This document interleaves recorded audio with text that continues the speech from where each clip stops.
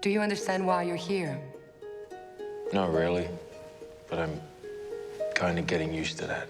Well, I was quite amazed at the audacity of somebody who tried to put very, very complex ideas and make them available and see how God could be understood in terms of everyday life. Just for tonight. We'd love for you to get a glimpse of what we see. I grew up with the distant Zeus, Gandalf with the bad attitude god.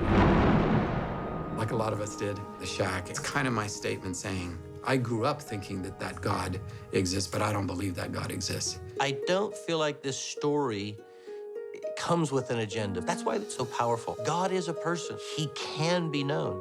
Paul Young gets that. Papa is trying to help Mack understand about the nature of reality. Living unloved is like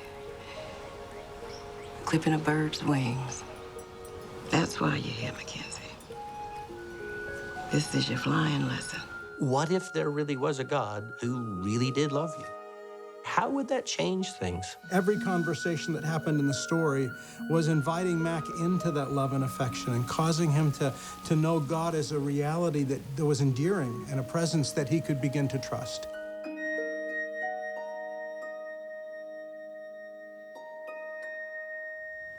If you are who you say you are, where were you when I needed you? Son,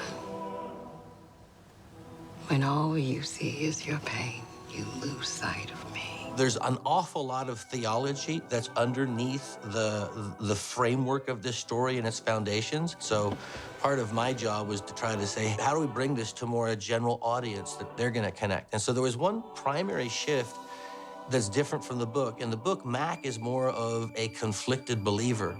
In the movie, Mack is more of kind of an agnostic. Papa? Yes. This is my wife's nickname for God. I like that. It's a little too familiar for my taste. We all have our own particular perspectives on God and on theology, and the God that's portrayed in this movie is incredibly loving and affirming. But there are obviously parts of the Bible where God doesn't always seem to be loving and affirming. That's when your whole wrath thing comes in, right? My what? Your wrath. You lost me there. I want God to say, I don't do punishment. Sin is its own punishment. But theologically, whether that was true, I was just kind of hoping. If you get under most people's story, you find this desire to know a God who's loving, and religion hasn't done a good job of helping us unpack a God of love. My daughter is dead. There's nothing you can say that will ever justify what happened to her. The sort of default view of God is what we call deist. God created us, but then left us on our own, and that's why we mess up. And so God is really not involved in everyday life. So Paul Young is trying to say that that's really a misreading of how God is, that God is intimately involved with us. As difficult as it is for you to accept, I'm in the middle of everything you perceive to be a mess, working for your good. Things that are out of our control happen in the world, but it doesn't in any way touch or tarnish the eternal. The eternal in us and the eternal presence of God is changeless. But it takes a level of spiritual maturity to get there, and sometimes pain drives us there. Sometimes grace pulls us there. The thing that caught my attention the most was the way Young described God and the way in which the Trinity interacted. Which one of you is... I am. And you have no idea how much I love you. I fell in love with his view of God. We're seeing, what God could be in these three forms and how it can relate to us in a human form without it being so, larger than life. I always pictured you with a white beard. I think that's Santa. God isn't dressed in big, long, flowing robes with a big, long, white beard. Jesus isn't what we envision from other kind of portrayals. The Spirit, yes, we can see through her, but there's a human quality to all three of them that allows this story, this script, the book to exist, and that's what made it connect to people. I didn't try to define the Trinity or God. I just used imagery and relationship to communicate it. You know, you don't really fit all the religious stuff that I was taught. Religion. Religion is way too much work. I think what it does, helpfully, is to describe God in terms of our human life together, in terms of the family, in terms of enjoying the good things of life. I don't want slaves. I want friends. Family to share life with. I sort of approach theology in terms of how can we help people understand that God does love them. We have not been very good at that, the church, and this is one way in which we could be better. The real underlying flaw in your life is that you don't think that I'm good.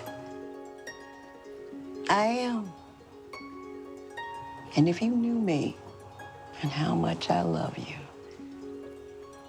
then even when you don't understand, you could know that I am at work in your life for good.